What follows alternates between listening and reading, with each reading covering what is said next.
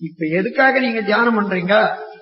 நீங்க தியானம் பண்ணால பொருள் மேல நினைவு வச்சு வச்சு அல்லல் பட்டு எந்த நேரமும் டென்ஷன், நோய், இன்னும் பிளட் பிரஷர் அது இதுன்னு இருக்க, அதெல்லாம் இல்லாத இருக்கிற வரைக்கும் சுகமாக வாழணுன்றதுக்காக, மன அமைதி பெறுவதற்காக, அறிவில கூர்மை பெறுவதற்காக, அது முறையாக அறிவை செயல்படுத்துவதற்காக ஒரு பயிற்சி தான் தியானம்.